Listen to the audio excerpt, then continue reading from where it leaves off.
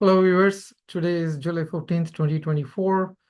I'm here to share my thoughts on the US presidential elections and more specifically on the battleground states. And in this series, I would like to talk about the state of Michigan today. Yesterday, I discussed about the state of Pennsylvania. So today we are going to talk about Michigan, and Michigan has got 15 electoral college votes. And Michigan is a state, just like Pennsylvania, the Democrats have done very well. As a matter of fact, they have won every election from 1992 onwards up until now in the state of Michigan, except for one, which is the 2016 election when Secretary of State Hillary Clinton lost to Donald Trump. Even then, she lost only by a small margin of around 10,000 votes. So generally speaking, this is a state where Democrats do very well. And I just want to talk about this state from a historical perspective. If you look at the state, the number of counties the state has is around 83 counties, and out of which in 2000, Al Gore was able to win around only 24 of those counties. Then in 2004, John Kerry won only 15 of those 83 counties. Then you go to 2008, that's when Barack Obama had a huge victory in the state of Michigan. So he was able to win around 46 counties out of the 83. So in fact, that was the only time the Democrats have won more counties than the Republican candidate from the 2000 election onwards. So then the next election itself, Barack Obama was not able to replicate that success. And against Mitt Romney, he won only 20 counties, as opposed to the 63 that Mitt Romney was able to win. Then, of course, in 2016, Secretary of State Hillary Clinton won only 8 counties, and she lost to Donald Trump by around 10,000 votes. Then in 2020, President Biden won 11 counties, but he was able to win the entire state by around 154,000 votes. So if you look at the Democrats' success in this state, they don't win a lot of counties, but what they do is the counties that they do win are the counties where the population is. So they win most of the counties that has got a huge population base. So from my perspective, there are only 5 counties that really make a huge difference for Democrats. So if you look at those 5 counties, then you will know how they're able to put together a coalition to win the entire state. So the first county is Wayne County. The second county is Oakland County. The third county is Washtenaw County. And the fourth county is Ingham. And then the fifth one is Kalamazoo. So if you look at the numbers in terms of the margin that Hillary Clinton had against Donald Trump and President Biden had against Donald Trump, you will know the difference. So if you look at the first county, Wayne County, Secretary of State Clinton won that county with a margin of around 291,000 votes or so, approximately. Whereas President Biden won by around 332,000 votes. So he got close to around 40,000 votes right there.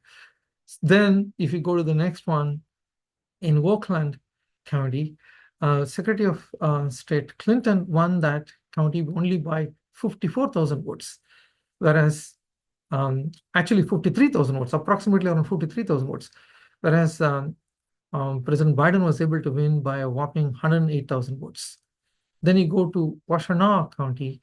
In that county, Hillary Clinton won by around 77,000 votes, whereas Biden was able to win by 100,000 votes. And then go back to Ingham. In that county, Hillary Clinton won by around 35,000 votes, and Biden won by around 46,000 votes. And finally, in Kalamazoo, Secretary of State Clinton won by 16,000 votes. Biden won by 26,000 votes. So if we just add the net gain in margin alone for President Biden, it comes to around 142,000 votes. So just on the net margin on these 5 counties alone. So you look at it, Hillary Clinton lost by 10,000 votes around 10,000 votes in 2016. Biden won by around 152,000 votes. in 2020, but he got 142,000 more votes in terms of margin from these 5 counties alone. And then if you just want to throw in a county that Hillary Clinton lost by a very small margin, that's Kent, Biden won that county by around 22,000 votes. So you add these two, that's his victory margin. He is able to outperform Hillary in these 5 big cities, by 5 big counties. And then he was able to pick up Kent with a 22,000 votes margin. And that is the actual statewide margin for Biden. So now coming back to 2024, Donald Trump is running very strongly now in the state of Michigan.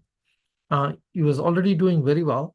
As I said, Joe Biden was able to win only 11 counties. That means he has done very well. Trump has done very well in 72 counties.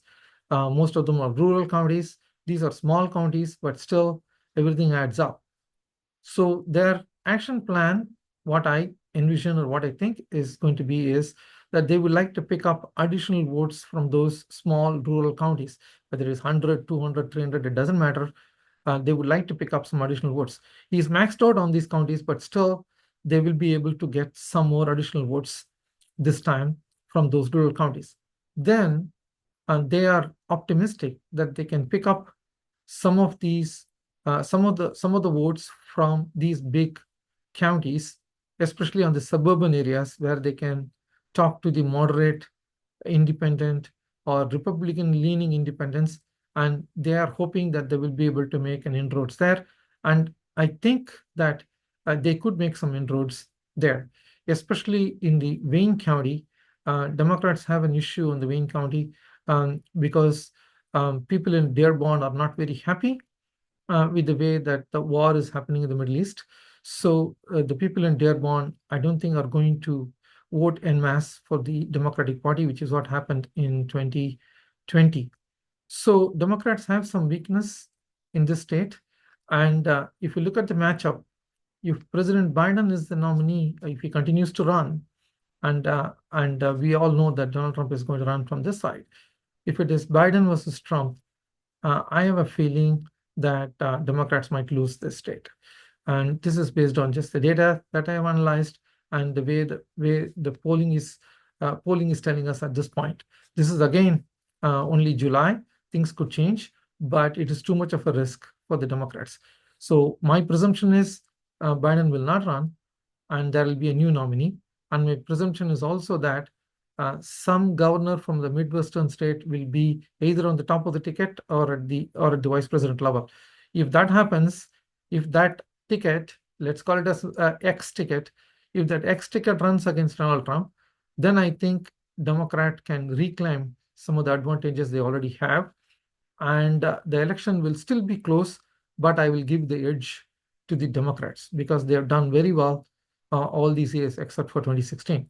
So the long and short story here is that if it is Biden versus Trump, Democrats might lose.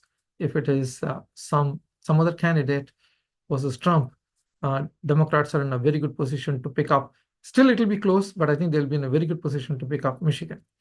So on another news here, we just learned that Donald Trump has picked up the Ohio Senator J.D. Vance as his VP. I don't see this as a very consequential pick. I think it's a do no harm kind of a pick. Senator J.D. Vance is not going to add anything significantly to the Trump presidential campaign. Ohio is already in the back for the Republicans. So I don't think that Trump needed J.D. Vance on the ticket to win Ohio. And also, he's not going to be a big force in other states where he can put some other state into play. For instance, he cannot be a very forceful player in even North Carolina, Florida, or Nevada, or any other state. So I don't think that this pick is what an interesting pick or an exciting pick. It's a do no harm kind of a pick. So anyway, the Republican National Convention is starting today. My feeling is that they will have a very successful convention. The main reason for that is they are ahead. So any party that is ahead going into the convention, they are going to come out stronger at the end of the convention. So the onus is on the Democrats now to see how they are going to address this President Biden's issue on his uh, just just the age issue, and the people think that he cannot take the rigors of the presidency for the next 4 years. That's how most of the independents, most of the moderates, most of the suburban women feel that way. Even though they don't want to vote for Trump, they feel like Biden is too old for the presidency. So I think let's wait and see. I will give them another 10 days. I'm very optimistic that Biden would withdraw. Let's see. Once the ticket is formalized, then we will know how Michigan will shape up. But at this point of time, it's still a close race. If the ticket is changed, I think Democrats will win Michigan. And that's all about Michigan today. Tomorrow, I will discuss about Wisconsin. Stay tuned and take care.